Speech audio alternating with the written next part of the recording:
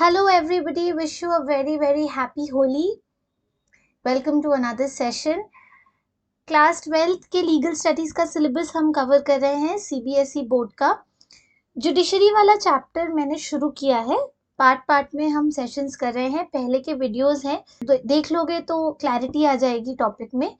एक Telegram channel भी है by the name of legal rabbit, उसका लिंक दिया हुआ है डिस्क्रिप्शन बॉक्स में। Come join the channel, you can get free notes over there, और कुछ डाउट्स हैं तो क्लियर भी कर सकते हैं। चलो फिर जल्दी से शुरू करते हैं। जुडिशरी वाला जो चैप्टर है इसमें कॉन्स्टिट्यूशन, रोल्स एंड इम्पार्शलिटी पढ़ रहे हैं, प्रोविजंस रिलेटिंग टू जजेस। जो भी यहाँ पे हम कवर कर रहे हैं वो टेक्स्ट बुक के कंटेंट को कवर करके ही क्लासेस को प्लान किया गया है। टेक्स्ट बुक का पीडीएफ नहीं है पर कंटेंट टेक्स्ट बुक से है। अगर चाहो तो टेक्स्ट बुक को खोल के पैरेलली रेफर कर सकते हो। जुडिशरी के बारे में जब हम पढ़ रहे थे तो हम डिस्कस कर रहे थे इंडिपेंडेंस ऑफ द जुडिशरी। याद होगा, इंडिपेंडेंस ऑफ द जुडिशरी में हमने डिस्कस किया था कि जुडिशरी कैसे इंडिपेंडेंट है ना। अब हम डिस्कस करेंगे कि जजेस से रिलेटेड क्या प्रोविजंस हैं जो कि उनको एक इंडिपेंडेंट स्टेटस देने में हेल्प करते हैं। और जजेस के इंडिपेंडेंस क्यों ज़रूरी है? क्योंकि जजेस अगर इंडिपेंडेंट रहेंगे तो ही जुडिशरी भी ज़्यादा अच्छे से इंडिपेंडेंटली फंक्शन कर पाएगी, और ये होने से ही इम्पार्शलिटी होगी, फेयरनेस रहेगा डिसीजन मेकिंग में, और अच्छी तरीके से एक फेयर एंड जस्ट वे में हमारा जुडिशियल सेटअप फंक्शन करेगा। अब चलो डिस्कस करते हैं क्या क्या पॉइंट्स है। सबसे पहला पॉइंट क्या बोलता है, अब ये जो पार्ट है यहाँ से शुरू करके यहाँ तक, ये जो पार्ट है ये टेक्स्ट बुक से है, तो पहले इसको पढ़ लेते हैं। Once appointed, judges are provided with a security of tenure till they reach a retirement age. The age remains 62 for High Court judges and 65 for Supreme Court judges. ठीक है, अब इसको समझते। हमने डिस्कस किया है supreme court, high court, lower courts के बारे में। सुप्रीम कोर्ट में जो जजेस होते हैं उनका रिटायरमेंट एज होता है 65, और हाई कोर्ट के जो जजेस होते हैं उनका रिटायरमेंट एज होता है 62। सो ये जो 65 और 62 है ये फिक्स्ड है, यानी कि इसको हम बोलते हैं फिक्स्ड टेन्योर। इतने दिन तक ये लोग एज जजेस रह सकते हैं इन देयर ऑफिस। अब 65, 62 फिक्स टेन्योर है, इसके पहले इनको हटाया नहीं जा सकता। ठीक है, सो देखो, जजेस have a fixed age for retirement, यहाँ लिखा है जजेस have a fixed age for retirement, this is known as a fixed tenure. समझ में आ गया? अब ये जो फिक्स्ड टेन्योर है इससे क्या हेल्प होती है? फिक्स्ड टेन्योर से ये हेल्प होती है कि जजेस को पता है कि ऐसा कभी नहीं होगा कि उनके किसी डिसीजन की वजह से कल को अगर किसी जज ने कोई ऐसा डिसीजन दिया जो एग्जीक्यूटिव या लेजिस्लेचर के अगेंस्ट जाता हो, तो उनको इस बात का डर नहीं होगा कि उनको इस वजह से हटाया जा सकता है। तो एक सिक्योरिटी ऑफ टेन्योर है कि हाँ भाई, इतने साल तक, इस एज तक तो मेरी सर्विस है ही। ठीक है, सो एक बार अपॉइंट हो गए तो सुप्रीम कोर्ट के जजेस 65 इयर्स तक रहते हैं और हाई कोर्ट के जजेस 62 इयर्स तक रहते हैं। ये जो 65 इयर्स तक रहते हैं ये कहाँ पे प्रोवाइडेड है? Article 124 of the Indian constitution. और 62 इयर्स का प्रोविजन कहाँ पे दिया हुआ है? Article 217 of the Indian Constitution. This much is clear. So the first point is that there is a fixed tenure. For Supreme Court judges it is 65, for High Court judges it is 62. ये fix tenure है, इसके पहले इनको हटाया नहीं जा सकता एक बार अपॉइंट हो गए तो। ठीक है, इससे क्या होता है? इंडिपेंडेंस इंश्योर होती है। जब भी इंडिपेंडेंस की बात कर रहे हैं तो हम ऐसे देख रहे हैं कि किस तरीके से जजेस इंडिपेंडेंटली डिसीजन ले सकते हैं without being affected by the executive and the legislature. ठीक, now let's move to the second point. Second point का फर्स्ट पैराग्राफ देखो, ये टेक्स्ट बुक से है। Let's read this. जजेस can not be easily removed from their office except for proven misbehavior and incapacity. The legal process is kept stringent to ensure security of tenure of judges.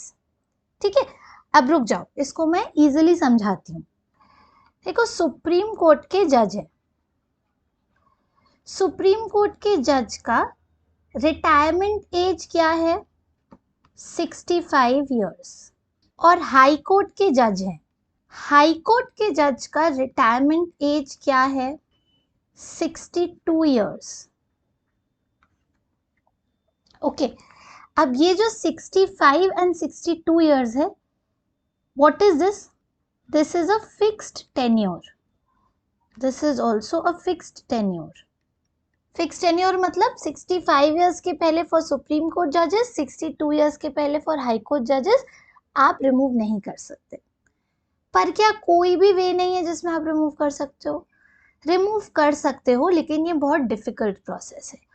अब अगर आपको इन दोनों में से किसी को भी रिमूव करना है तो आप क्या करोगे? ठीक है, so for removal there are 2 grounds.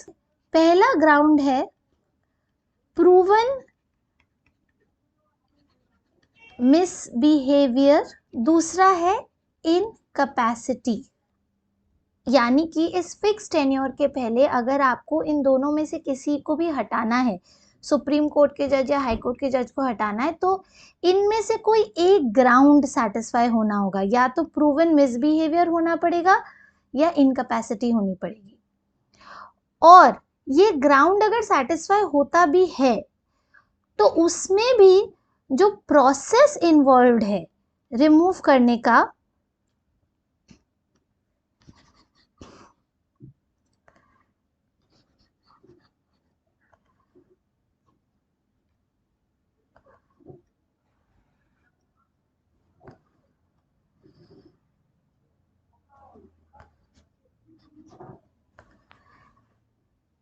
अब ये प्रूवन मिसबिहेवियर और इनकैपेसिटी क्या होता है? बहुत सिंपली, प्रूवन मिसबिहेवियर यानी कोई ऐसी चीज जो जजेस को नहीं करनी चाहिए थी. सोचो कि अगर किसी जज को करप्शन का एलिगेशन दिया गया है या बायसनेस इन डिसीजन का एलिगेशन दिया गया है या कोई फाइनेंशियल मिसअप्रोप्रिएशन, फाइनेंशियल एलिगेशन लगाया गया है. कोई भी मिसबिहेवियर के अंदर बहुत सारी चीजें आ सकती हैं. तो अगर कोई ऐसा मिसबिहेवियर है जिसके लिए किसी जज के ऊपर कोई एलिगेशन लगाया गया है, तो उस मिसबिहेवियर को प्रूफ किया जाएगा. अगर प्रूफ किया गया तो फिर उनको हटाया जा सकता है. 1. दूसरा है इनकैपेसिटी. देखो, इनकैपेसिटी मतलब क्या? ऐसा हो सकता है कि जजेस की फिजिकल हेल्थ कुछ ऐसी हो कि वो अब फिट नहीं है. हो सकता है कोर्ट हियरिंग्स अटेंड नहीं कर पा रहे, आ नहीं पा रहे. तो इससे क्या सफर कर रहा है? इससे जुडिशरी का इफेक्टिवनेस सफर कर रही है. ठीक है, या उनको कोई मेंटल इनकैपेसिटी है, कोई मेंटल हेल्थ प्रॉब्लम है जिसकी वजह से वो सही तरीके से जजमेंट्स नहीं दे पा रहे. किसी का अगर कोई मेंटल इनकैपेसिटी है यानी वो फिट नहीं है सही तरीके से सोच के लीगली एनालाइज करने के लिए. तो अगर उनको कोई फिजिकल इनकैपेसिटी है या उनको कोई मेंटल इनकैपेसिटी है, तो इन दोनों ग्राउंड्स पे भी उनको अपने फिक्स टेन्योर से पहले हटाया जा सकता है. बात आई समझ में? पर अगर इन दोनों ग्राउंड्स पे उनको हटाना भी है तो भी उसके लिए जो प्रोसेस है, that process is a very very stringent and complicated process. बहुत ही लॉन्ग और कॉम्प्लिकेटेड प्रोसेस है. यानी ऐसा नहीं है कि आपने किसी ने एलिगेशन लगाया और एक इंक्वायरी हुई और उनको रिमूव कर दिया. नहीं, अब इस प्रोसेस के डिटेल्स में मैं यहाँ पे नहीं जा रही हूँ, पर जो प्रोसेस है उसमें लोकसभा, राज्यसभा दोनों हाउसेस इन्वॉल्व होते हैं. दोनों हाउसेस में वोट होता है, उसमें इंक्वायरी कमेटी बैठती है, बहुत कुछ इन्वॉल्व है. इस पूरी चीज से क्या समझ में आ रहा है कि जजेस का एक फिक्स टेन्योर है, उस फिक्स टेन्योर के पहले उनको हटाया नहीं जा सकता. तो इससे तो उनकी इंडिपेंडेंस को प्रोटेक्ट किया गया. वो जानते हैं कि भाई इस एज के पहले मुझे हटाया नहीं जा सकता, इसलिए कोई डरने की बात नहीं है. मैं अपने हिसाब से जो मुझे सबसे सही लगता है उसके बेसिस पे मैं जजमेंट दूंगा, कोई एग्जीक्यूटिव हो या लेजिस्लेटिव विंग हो, कोई भी मेरे सर्विस को कम नहीं करेंगे। और अगर रिमूव करना ही पड़ा तो भी देखो कि रिमूव करने की ग्राउंड्स कितने कम है, सिर्फ 2 ग्राउंड्स है, प्रूवन मिसबिहेवियर या इनकैपेसिटी। सिर्फ इन दोनों ग्राउंड्स पे ही रिमूव किया जा सकता है, तो बहुत एम्बिट बहुत छोटा है। और अगर रिमूव किया भी जाता है तो प्रोसेस बहुत लंबा है। ऐसा पहले हुआ है कि जजेस के रिमूवल के लिए प्रोसेस शुरू हुआ है लेकिन कंप्लीट नहीं हो पाया क्योंकि दोनों लोकसभा और राज्यसभा में ये पास नहीं हो पाया। ये 2 ग्राउंड्स और एक लंबा प्रोसेस क्यों रखा गया है? ताकि जजेस को हटाने की पॉसिबिलिटी कम हो जाए, है ना। अगर बहुत सारे ग्राउंड्स होते और बहुत इजी प्रोसेस होता हटाने के लिए तो जजेस को बहुत इजीली हटाया जा सकता था, अपने फिक्स टेन्योर के पहले ही बहुत इजीली हटाया जा सकता था। और अगर ये होने लगता तो जजेस की इंडिपेंडेंस सफर करती। इसलिए ये रूल बनाया गया कॉन्स्टिट्यूशन में कि ठीक है, अगर आपको फिक्स टेन्योर से पहले हटाना भी है तो आप 2 ग्राउंड्स पे ही हटा सकते हो और आपको एक लंबा प्रोसेस सेटिस्फाई करना होगा। तो बेसिकली ये प्रोसेस हेल्प करता है कि बहुत जरूरी होने से ही जजेस को हटाया जाए, बेमतलब के लिए नहीं हटाया जाए। So in a way it is again ensuring the independence of the जजेस। अब वो पॉइंट्स एक बार पढ़ लेते हैं। देखो, जजेस can not be easily removed from their office except for proven misbehaviour in incapacity. मैंने अभी बताया the legal process is kept stringent difficult to ensure the security of tenure of जजेस। सो 2 ग्राउंड्स हैं रिमूवल के लिए, plus जो process है वो बहुत ही स्ट्रिंजेंट और स्ट्रिक्ट प्रोसेस है। In order to remove the judges on the grounds of proved misbehavior or incapacity, the process involved is very lengthy and stringent. This further strengthens the independence of the judges. पहला point हमने पढ़ा था independence of जजेस क्यों होता है, क्योंकि उनका एक फिक्स्ड टेन्योर होता है। और सेकेंड पॉइंट हमने पढ़ा कि अगर मानो फिक्स्ड टेन्योर के पहले हटाना भी पड़े तो भी 2 ही ग्राउंड्स है, बहुत लिमिटेड चॉइस है आपके पास, प्रूवन मिसबिहेवियर या इनकैपेसिटी। अगर ये दोनों में से कुछ एक है और अगर आप पूरा लंबा प्रोसेस सेटिस्फाई कर सकते हो तो ही आप हटा सकते हो। ठीक है, समझ में आया? अब थर्ड पॉइंट पे आओ। देखो, ये थर्ड पॉइंट किस बारे में बात कर रहा है? ये थर्ड पॉइंट बात कर रहा है salaries and allowances of the जजेस के बारे में। ठीक है, अब ये जो पैराग्राफ है ये टेक्स्ट बुक से है। इस पैराग्राफ को समझने से पहले मैं जो समझा रही हूँ वो एक बार समझ लो, तब ये समझने में आसानी होगी। अब देखो, एक टर्म जानना पड़ेगा, इसको हम बोलते हैं कंसोलिडेटेड फंड ऑफ इंडिया। अब ये कंसोलिडेटेड फंड ऑफ इंडिया क्या होता है?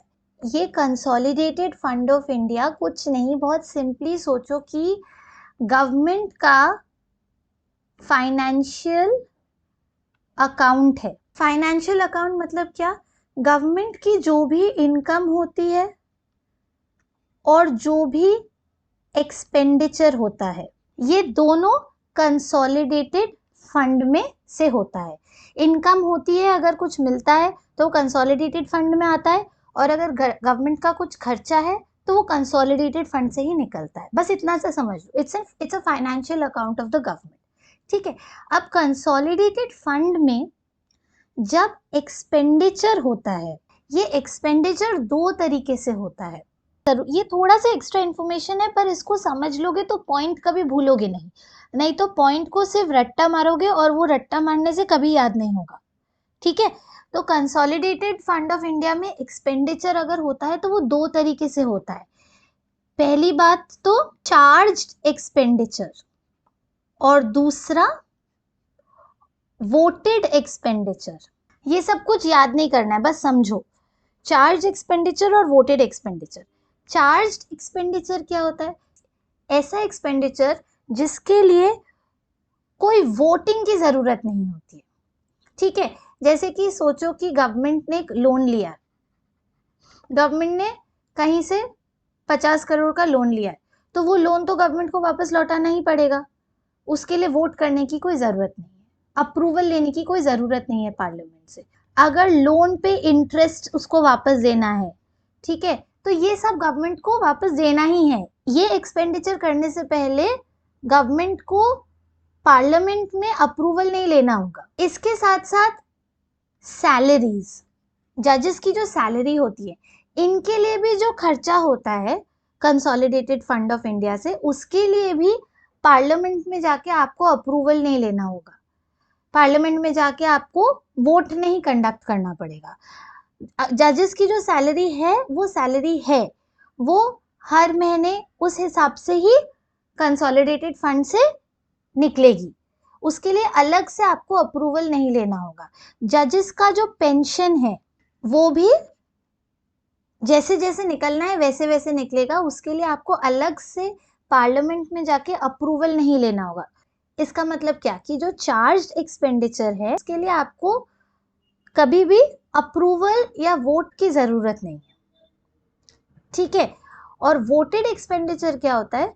वोटेड एक्सपेंडिचर वो होता है जिसको करने से पहले आपको पार्लियामेंट में वोट कंडक्ट करके पार्लियामेंट के लोगों का अप्रूवल लेना होगा।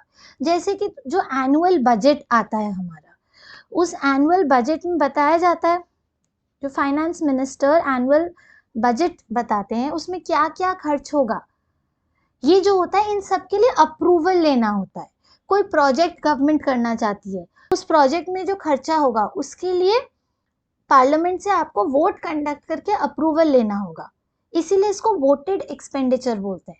पर चार्ज एक्सपेंडिचर वो एक्सपेंडिचर है जिसके लिए आपको कोई अप्रूवल नहीं लेना होता है। हमारे लिए यहाँ पे क्या इंपॉर्टेंट है? जजेस की सैलरी एंड पेंशन। तो जजेस की सैलरी एंड पेंशन आती है चार्ज एक्सपेंडिचर में, यानी कि ये फिक्स्ड है, इसके लिए बार बार आपको अप्रूवल नहीं लेना पड़ेगा, आपको पार्लियामेंट पे वोट नहीं कंडक्ट करना होगा। अब लॉजिकली सोचो कि जज हैं, उनको पता है कि लेजिस्लेटिव या एग्जीक्यूटिव विंग, 3 विंग्स होते हैं गवर्नमेंट के, और जुडिशरी इंडिपेंडेंट है। तो जजेस को पता है कि लेजिस्लेचर है या एग्जीक्यूटिव है, वो विंग हमारी सैलरीज को कम नहीं कर सकते, हमारी सैलरीज को अफेक्ट नहीं कर सकते। तो जजेस की सिक्योरिटी बहुत ज़्यादा है, उनकी इंडिपेंडेंस बहुत ज़्यादा है। जजेस ये जानते हैं कि एग्जीक्यूटिव हो या लेजिस्लेचर हो, वो उनको अनड्यूली इन्फ्लुएंस नहीं कर सकते, वो उनको कोई फाइनेंशियल फियर नहीं दिखा सकते, है ना। आज अगर जजेस को ये डर रहेगा कि उनकी सैलरी या उनकी पेंशन अफेक्ट हो सकती है, तो क्या पता वो बायस डिसीजन दे, तो उससे तो उनकी इंडिपेंडेंस प्रोटेक्ट नहीं हुई ना। उनकी इंडिपेंडेंस तब प्रोटेक्ट हो रही है जब उन्हें पता है कि उनको कोई फाइनेंशियल फियर नहीं दिखा सकता। स्पेसिफिकली जो दोनों विंग्स हैं, एग्जीक्यूटिव और लेजिस्लेचर, वो फाइनेंशियल फियर नहीं दिखा सकते, क्योंकि लेजिस्लेचर और एग्जीक्यूटिव के पास वो पावर ही नहीं है कि वो जजेस की सैलरी को चेंज करे, क्योंकि वो तो वोट ही नहीं कर रहे हैं उस पर, उनका अप्रूवल चाहिए ही नहीं। एक बार एक जज अपॉइंट हो गया तो उनकी सैलरी कंसोलिडेटेड फंड में से चार्ज की जाती है। सो सैलरी ऑफ अ जज is charged on the consolidated fund of India, right. अब ये पॉइंट पढ़ो, the salaries and allowances of जजेस आर फिक्स्ड। सबसे पहली बात क्या, फिक्स्ड होते हैं, and they are not subject to the vote of the legislature. अभी मैंने बताया कि कंसोलिडेटेड फंड ऑफ इंडिया है हमारा, और इसमें से जजेस की जो सैलरीज होती हैं वो फिक्स्ड होती हैं, इन पे कोई वोटिंग नहीं की जाती है। तो यहाँ क्या लिखा गया है, सैलरीज एंड अलाउंसेस ऑफ जजेस are fixed and not subject to the vote of the legislature. Judges derive their salary from the Consolidated Fund of India for the Supreme Court and Consolidated Fund of the State in case of High Court. तो Consolidated Fund of India होता है supreme court के case में, और high court के अगर जजेस हैं तो मैंने बताया था high court is the highest court in a state, तो सेम चीज उनके केस में होगी, consolidated fund of the state. Consolidated fund of the state से हाई कोर्ट के जजेस की सैलरीज जाएंगी और वो फिक्स्ड होंगी, उन पे कोई वोट कोई अप्रूवल नहीं चाहिए। Their emoluments can not be altered to their disadvantage except in the case of financial emergency. जजेस की जो सैलरी है वो उनके डिसएडवांटेज में, यानी कि एक जज अगर फॉर एग्जाम्पल एक जज को 10 रुपीज मिलता है per month, for example hypothetical situation है, तो जब अपॉइंट हो गए जज, इसके बाद ये कंसोलिडेटेड फंड ऑफ इंडिया से फिक्स्ड सैलरी उनको मिलती रहेगी। ये सैलरी कोई कम करके 5 रुपीज नहीं कर सकता, 8 रुपीज नहीं कर सकता, कुछ भी सैलरी में ऐसा चेंज नहीं कर सकता जो उनके डिसएडवांटेज के लिए हो। ठीक है, इतना तक क्लियर हो गया। Except in the event of a financial emergency, जजेस of the supreme court get their salary from the consolidated fund of India. Judges of the High Court get their salary from the consolidated fund of the state.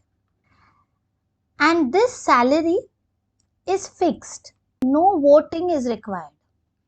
इतना तक clear हो गया। अब ये salary fixed है, इसमें कोई voting नहीं चाहिए होता है, सैलरी को आप जजेस के डिसएडवांटेज के लिए ऑल्टर नहीं कर सकते। ठीक, पर इसका एक एक्सेप्शन है। एक्सेप्शन ये है कि अगर कोई फाइनेंशियल इमरजेंसी डिक्लेयर की जाती है तो that is an exception. Article 360 of the constitution बात करता है फाइनेंशियल इमरजेंसी की। अगर कोई फाइनेंशियल इमरजेंसी हो गई तो भाई ये एक्सेप्शन है, इस केस में ये जो फिक्स सैलरी है ये ऑल्टर हो सकती है। Fixed salary can be altered only in the case of a financial emergency, पर ये बहुत ही रेयर केस है।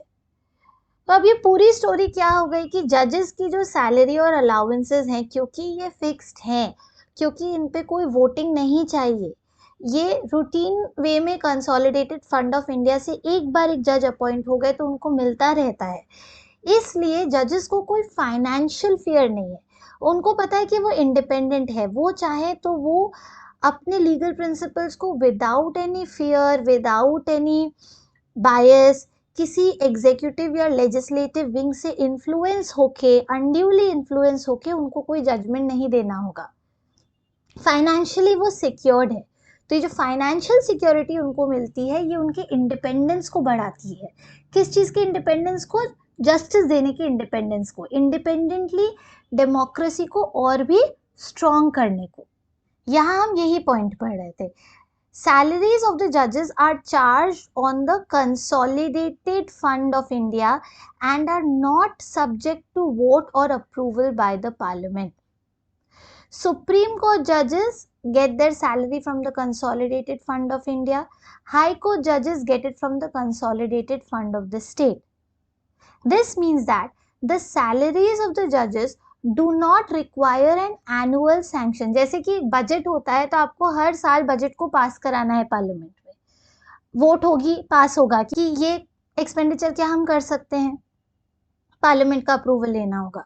पर जजेस की सैलरी के लिए आपको एनुअल सैंक्शन पार्लियामेंट से नहीं लेना होता है। This provision ensures that the executive और legislature cannot manipulate the judges as a means to exert pressure or influence over judicial decisions. Executive या लेजिस्लेचर ये नहीं सोच सकते कि जजेस की सैलरी तो हमारे हाथ में है तो चलो हम उन पे प्रेशर क्रिएट करते हैं, उनको अनड्यूली इन्फ्लुएंस करते हैं ताकि वो हमारे फेवर में जजमेंट दे, क्योंकि हम उन्हें डरा सकते हैं, हम उन्हें ये बोल सकते हैं कि अगर आपने ऐसा नहीं किया तो हम आपकी सैलरीज को चेंज कर सकते हैं।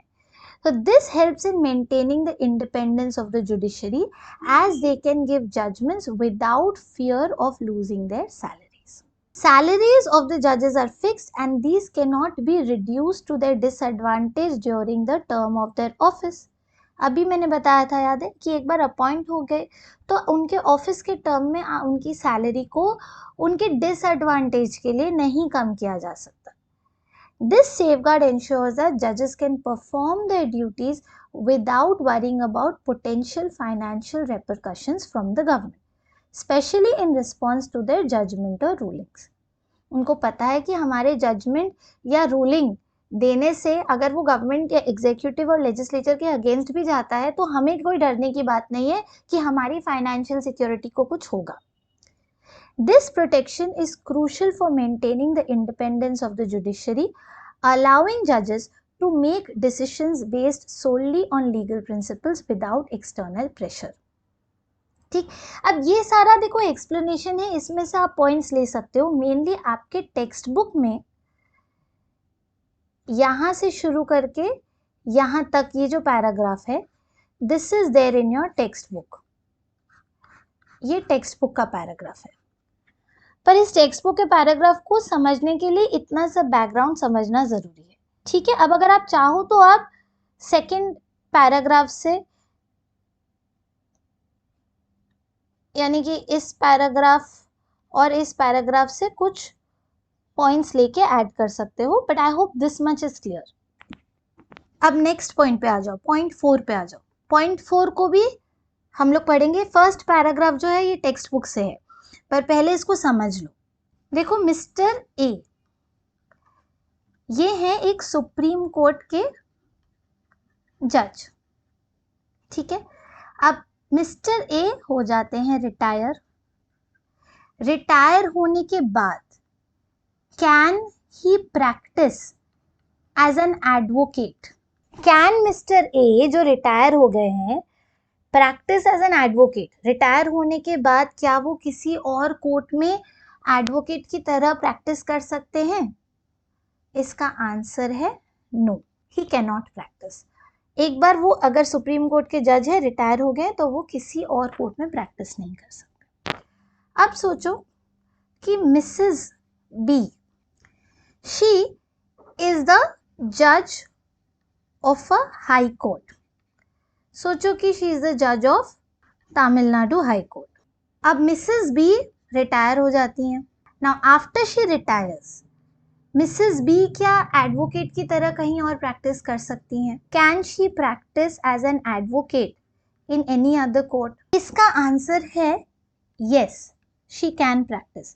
पर मिसेस बी कहाँ प्रैक्टिस कर सकती है? देखो, तमिलनाडु हाई कोर्ट में वो ऑलरेडी जज थी, इसलिए तमिलनाडु हाई कोर्ट में वो अगर प्रैक्टिस करने जाती हैं एज एन एडवोकेट तो एक कॉन्फ्लिक्ट ऑफ इंटरेस्ट अराइज करेगा. हो सकता है कि क्योंकि वो पहले वहाँ पे जज रह चुकी हैं, इसलिए अब जब वहाँ पे वो एडवोकेट की तरह प्रैक्टिस कर रही हैं तो कुछ लोग उनको फेवर करें, कुछ अभी वाले जजेस उनको फेवर करें. हो सकता है कि कुछ फेमिलियरिटी, कोई जान पहचान उनकी निकल जाए, क्योंकि वो इतने सालों तक तमिलनाडु हाई कोर्ट में जज रह चुकी हैं. अब जहाँ पे भी फेमिलियरिटी आ जाएगी, जान पहचान आ जाएगी, वहाँ पे क्या हो जाएगा? बायसनेस हो जाएगा. वहाँ पे डिसीजन में एक कॉन्फ्लिक्ट ऑफ इंटरेस्ट अराइज कर जाएगा. हो सकता है वो डिसीजन इम्पार्शियल ना हो, है ना. तो इस चीज को अवॉइड करने के लिए, ताकि ऐसा ना हो कि मिसेस बी के तमिलनाडु हाई कोर्ट में प्रैक्टिस करने की वजह से जुडिशरी की इंडिपेंडेंस कॉम्प्रोमाइज हो, कोई भी तमिलनाडु हाई कोर्ट का जज मिसेस बी को फेवर करे, या उनसे उनका कोई और फेमिलियरिटी है जिसकी वजह से वो उनके फेवर में जजमेंट दे या उनके अगेंस्ट में जजमेंट दे. कुछ भी हो सकता है, कोई भी रिलेशनशिप हो सकती है जिसकी वजह से वो जजमेंट बायस्ड हो जाए. इसको अवॉइड करने के लिए रूल ये बोलता है कि मिसेस बी अगर प्रैक्टिस करना चाहें तो वो सुप्रीम कोर्ट में प्रैक्टिस कर सकती हैं या फिर किसी और हाई कोर्ट में प्रैक्टिस कर सकती हैं.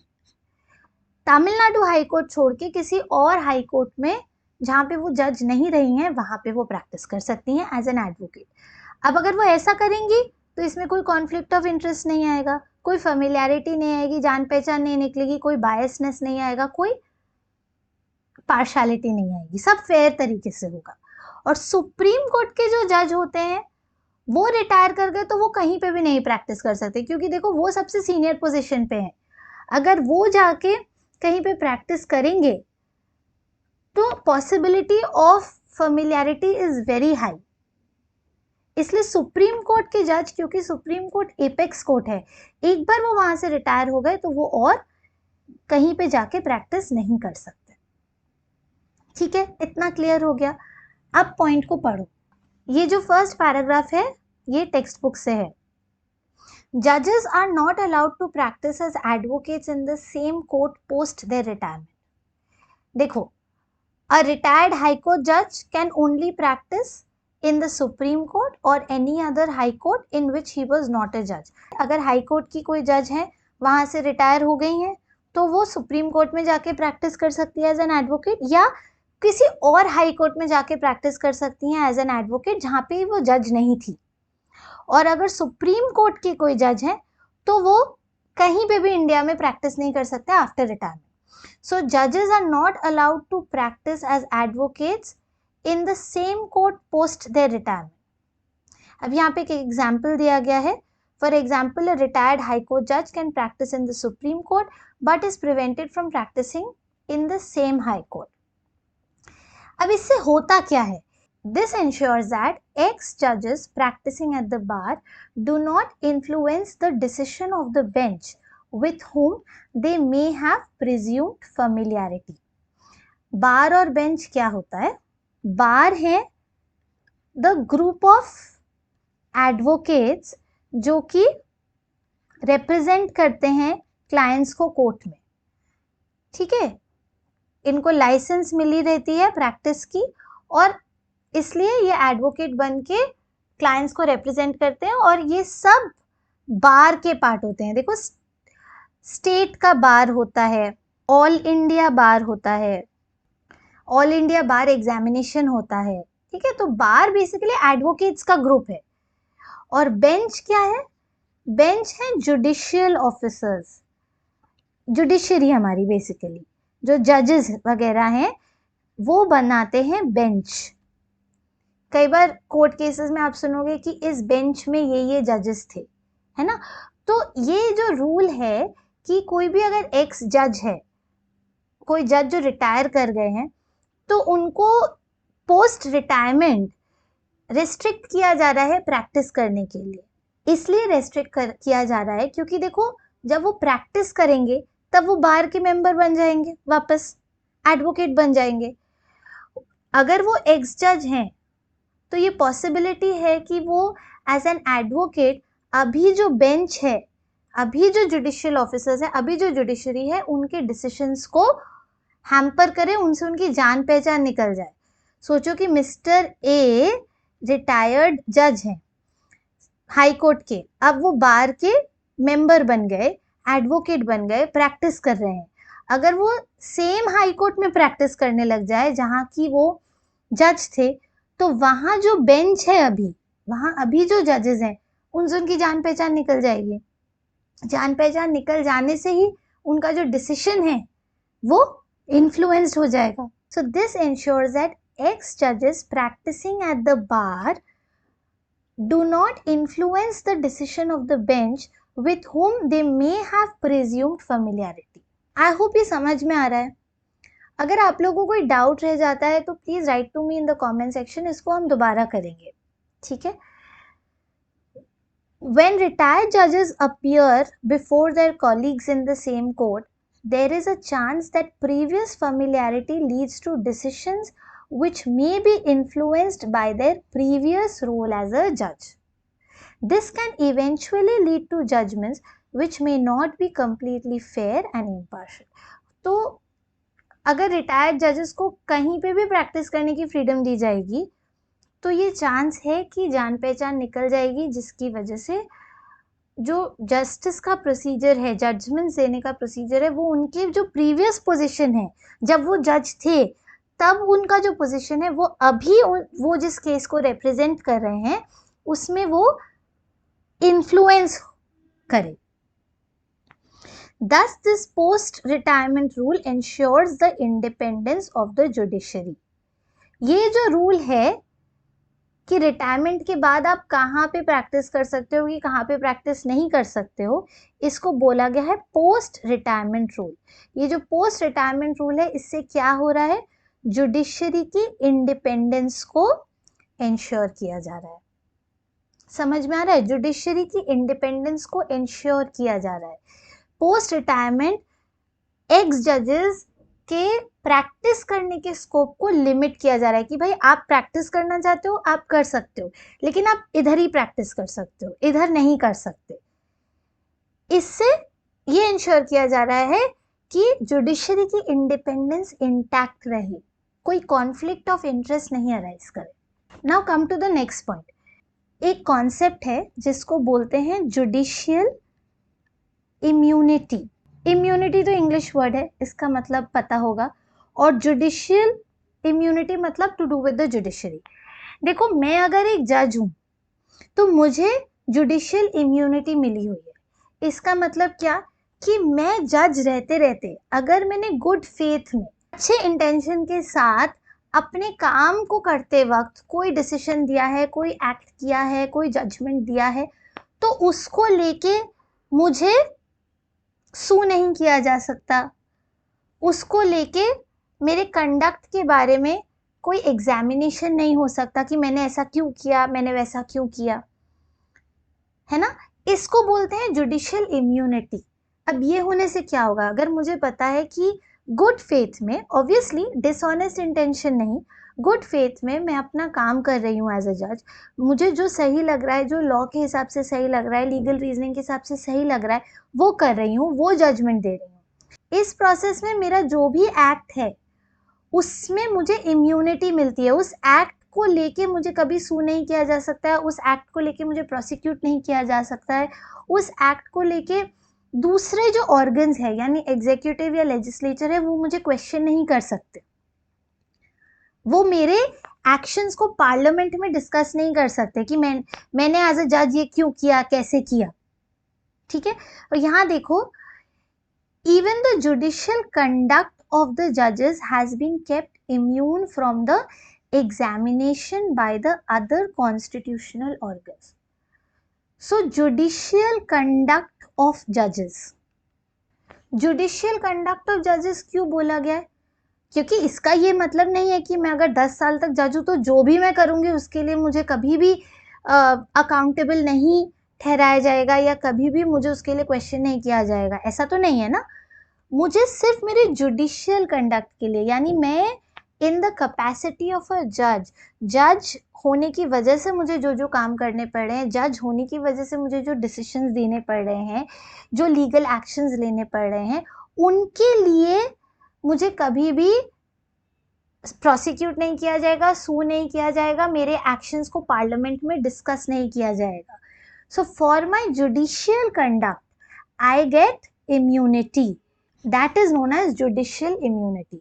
अब इससे क्या होता है, मुझे पता है ना कि मेरे जुडिशियल कंडक्ट की वजह से मुझे डरने की कोई ज़रूरत नहीं है, मैं freely independently without being afraid of the executive and the legislative wing कि क्या मालूम मैंने ये जजमेंट दिया तो मुझे सू किया जाए, मुझे प्रोसिक्यूट किया जाए, पार्लियामेंट में मेरे एक्शन को लेकर डिस्कशन किया जाए, मुझे इस बात को लेकर डरने की कोई ज़रूरत नहीं है, because in good faith I am conducting my judicial actions.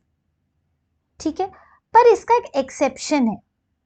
इसका एक्सेप्शन क्या है, motion for removal of a जज।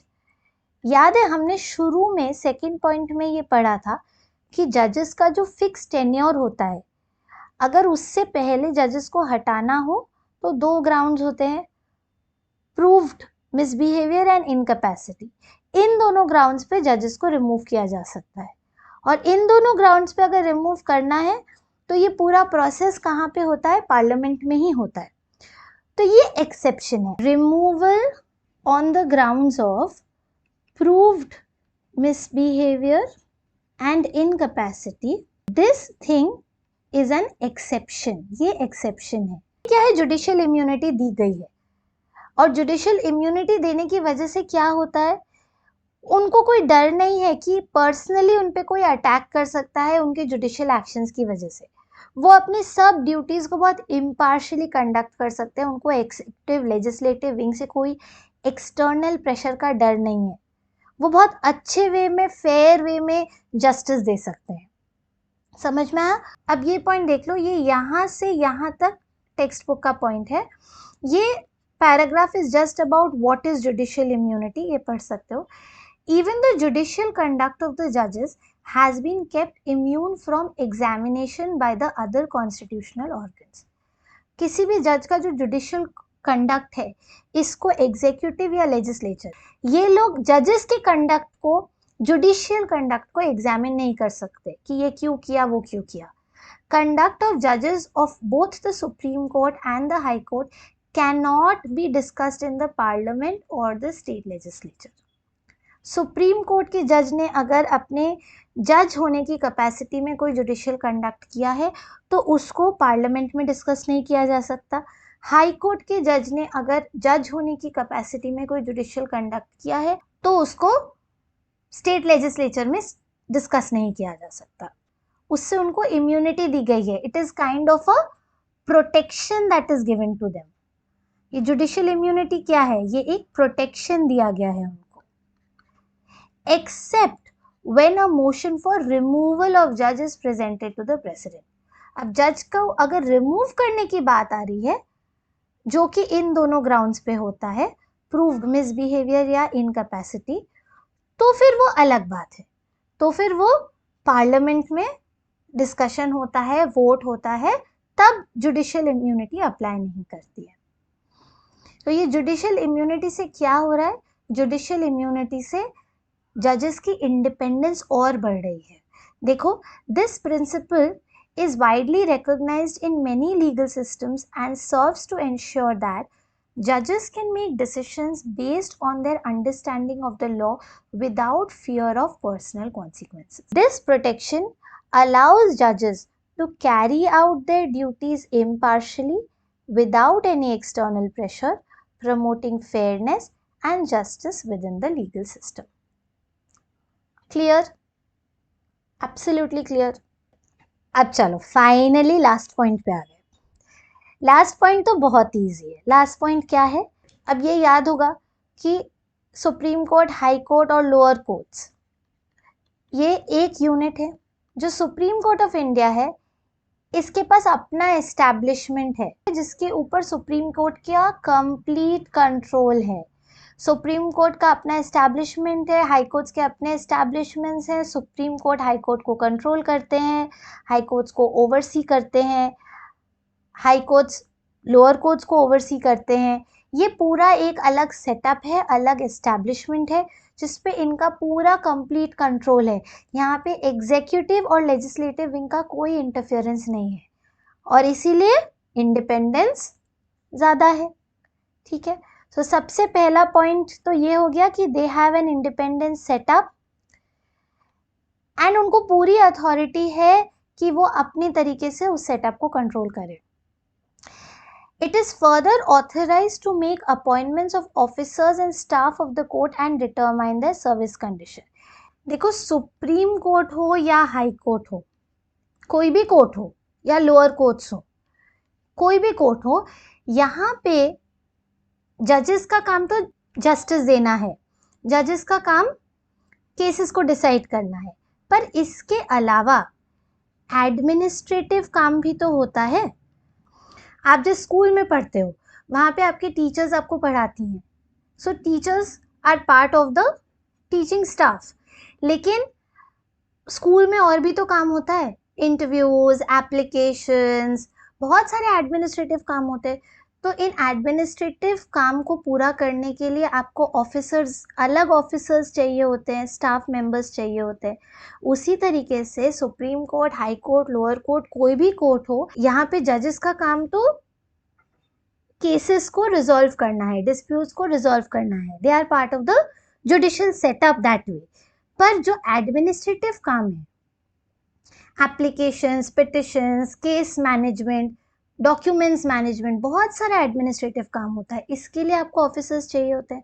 जैसे कौन? जैसे कोर्ट्स में होते रजिस्ट्रार होते हैं, फिर एडिशनल रजिस्ट्रार्स होते हैं, ऐसे बहुत सारे ऑफिसर्स होते हैं. इन ऑफिसर्स को अपॉइंट कौन करता है? एग्जीक्यूटिव करती है क्या? लेजिस्लेचर करती है क्या? नहीं. इन ऑफिसर्स का अपॉइंटमेंट भी सुप्रीम कोर्ट, हाई कोर्ट ही करते हैं. तो सुप्रीम कोर्ट में अगर किसी ऑफिसर को अपॉइंट करना है तो वो चीफ जस्टिस ऑफ इंडिया करेंगे. हाई कोर्ट में अगर किसी ऑफिसर को अपॉइंट करना है तो वो chief justice of the high court करेंगे। इसके साथ साथ इन ऑफिसर्स की सर्विस कंडीशन क्या है। सर्विस कंडीशंस मतलब क्या हो जाते हैं, जैसे उनको क्या लीव मिलेगी, उनका प्रोबेशन पीरियड क्या होगा, उनकी ट्रेनिंग कैसे कंडक्ट की जाएगी, उनके बेनिफिट्स क्या होंगे, रिटायरमेंट बेनिफिट्स क्या होंगे, और बहुत सारे सर्विस कंडीशंस होते हैं। जो सर्विस कंडीशंस हैं इन ऑफिसर्स के, ये भी कौन डिटरमाइन करता है, सुप्रीम कोर्ट और हाई कोर्ट, लोअर कोर्ट, ये अपने में ही डिटरमाइन करते हैं। तो चाहे वो ऑफिसर्स का अपॉइंटमेंट हो या ऑफिसर्स की सर्विस कंडीशंस को डिसाइड करना हो, सुप्रीम कोर्ट के पास, हाई कोर्ट्स के पास पूरी अथॉरिटी है कि वो अपने हिसाब से ये पूरी चीज करे। अब ये पूरी चीज उनके कंट्रोल में आ गई, उनके कंट्रोल में आ गई, यानी कि अगेन एग्जीक्यूटिव और लेजिस्लेचर का इसमें इंटरफेरेंस नहीं है। जहां जहां पे एग्जीक्यूटिव और लेजिस्लेचर का इंटरफेरेंस नहीं है, जजेस की इंडिपेंडेंस बढ़ जाती है, राइट। तो ये 6 पॉइंट्स हमने कवर किए। सब पैराग्राफ्स बुक से ही है, एक बार टेक्स्ट बुक पढ़ लो। अगर फ्री नोट्स चाहिए तो टेलीग्राम चैनल पे आ जाओ, we can exchange the notes there. कुछ नहीं समझ में आ रहा है, write to me in the comment section. कुछ टॉपिक्स है जिन पे चाहते हो कि मैं क्लास बनाऊं, थोड़ी और इन डेप्थ में समझाऊं, let me know in the comment section. I'm there to help you. Bye bye, take care and see you in the next class.